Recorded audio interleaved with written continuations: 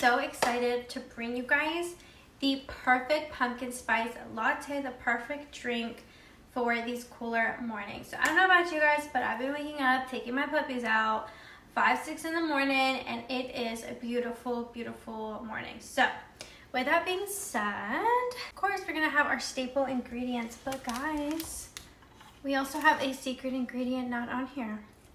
So stay tuned to see what the secret ingredient is. And that's just gonna be a little bit untraditional to the pumpkin spice latte, but I promise it's gonna be bon appetit. Before we get started, I wanna talk about Hobby Lobby. Shout out to you guys, this mug says thankful. I like that it's still glass and see-through so that you guys can see the coffee and just everything come together. But it has the cutest design. Sweater weather, anyone? Sweater weather, sweater weather. I feel like the audio is everywhere. Super cute. And then I also got these from Hobby Lobby as well. They're just fall themed napkins. I loved the pops of green. If you don't know, my favorite color is green. I have little green accents in my house. My island is green. So I really like the hints of neutrals.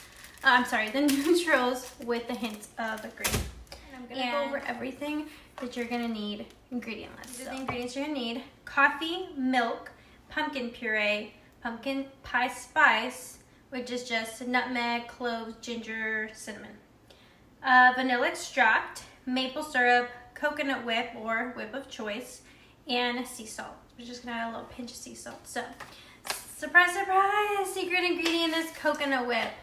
Okay, story time. So I went to a coffee shop here, a local one, and there was coconut flavor in my coffee, and guys, when I tell you that changed the game for me, it was delicious. So I just thought we'd add a little bit of coconut. Okay. We're gonna move that. Take our little saucepan. Put that there. We're gonna need pumpkin puree.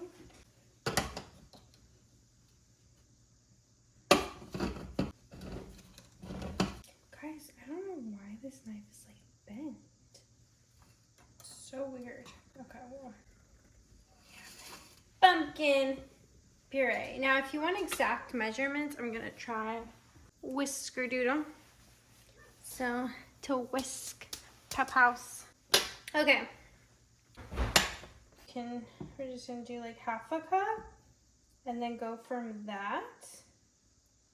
So half a cup. Okay, so we're gonna let that, like I said, heat up, and then what we're gonna do is we have our instructions here. So saucepan, we're gonna mix milk and pumpkin puree, low to medium heat. So I'm gonna go ahead and measure out the milk, and I'm gonna use the exact same one. Why? Because guys, it's all going to the same place. It'll be just fine. So milk, we've got that. I'm just using 2%. You can use whatever milk floats your boats, okay? Sorry, I'm trying to film like 2 things at once, but anyway, I'm gonna pour the rest of the milk in here, and that actually helped clean up the rest of the pumpkin puree in there. Look at that. So there's the hack. Do pumpkin puree first, then milk. That way it all gets scooped up. So low to medium heat, according to my handy dandy pumpkin spice drink.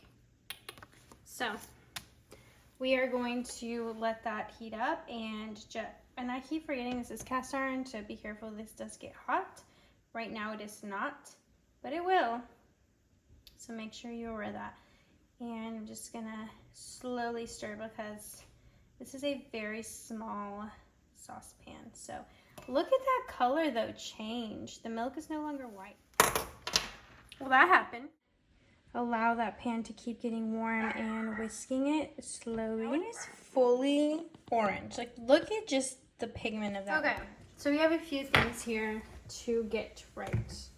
Okay, the majority of it is the next steps, which is very important. This, which is what we're going to use to froth all of that. We need our frother. Okay, power's still decent. I may need to replace the battery, but for now, Okay. And these are, this was a gift actually. I want to say this is maybe from like heat resistant glass, like from an old coffee pot is what it reminds me of. I don't know, but it's vintage. That's what I'm going to say. It's passed down from grandma, so an adopted grandma, not biological grandma, but a grandma gave it to me. Very, very sweet lady. Vanilla. We have our pumpkin spice, and I have my maple syrup. I found what I needed. I need these. Sure, okay. With what you at? We're gonna do half a teaspoon. So we're gonna add our pumpkin spice mix. Okay.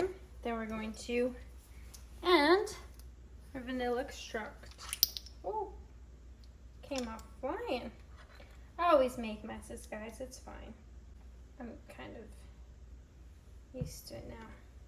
It smells so good. I don't know what it is about that, but it smells delicious. Like that vanilla. Oof. So I want to eat it. Okay, and then our maple syrup, which I'm going to do a tablespoon of.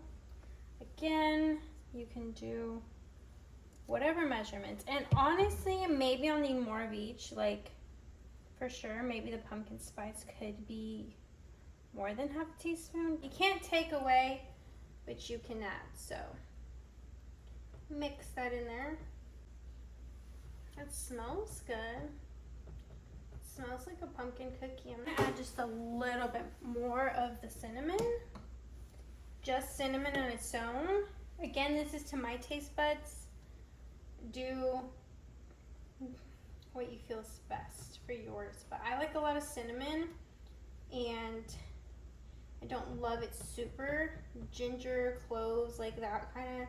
It spices it up just a little bit more, so I kind of want more of the sweetness, balance out that spice. Again, more to your taste buds. That's how you're gonna adjust. That's how you're gonna know to really personalize this, is based on your taste buds.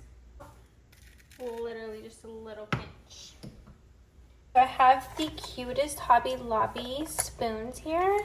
How cute. I'm just gonna take one out, wash it so that we can use it for our coffee.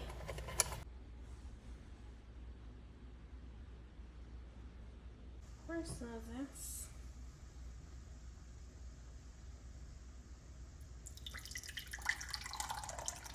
Probably about that much. Yeah, because we have to froth it still. And then I'm gonna froth it. You really just want to take your time with this. We'll probably need to add some milk is what I'm thinking. A little bit more milk. Okay, so it froths, but the ratio is off. So we're gonna go ahead and add some milk. I think I'm gonna do the milk in here so that we can really get the vibe. Frothy froth. Frothiness. Yeah, so make sure, I do see a little bit of separation from the milk and the pumpkin puree in the cup. So I would definitely, I feel like my ratio is off. It's probably my measurements, guys. My coffee machine broke, so I'm just gonna use extra bold black.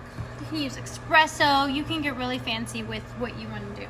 Now that my milk is frothed, I'm gonna go ahead and add that. I'm going to go ahead and add the remaining of coffee.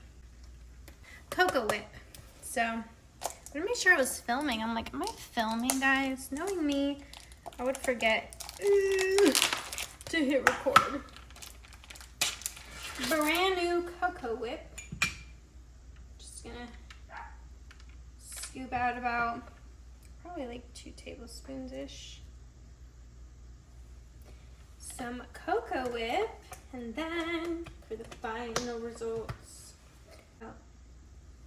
Y'all, I didn't even need this little spoon now that I realize it, but if we wanted to give it a little mix, if you wanted to just eat cocoa whip straight from it. But look at this masterpiece. Look at this masterpiece, y'all. Look at this. Thankful. Getting cozy with my cute new fall blanket. I'm not decorating my living room for fall, so that'll be coming up. But here is the taste test. I'm actually really tired, so. Oh my goodness, wow. Oops, I got whipped cream on my nose. Guys, wow. Wow, I just taste so many flavors and layers.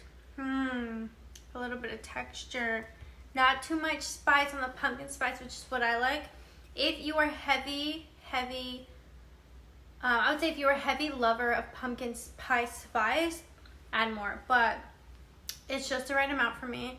The cinnamon, I taste the nutmeg, all of that. Once the cocoa whip starts to melt in there, oh,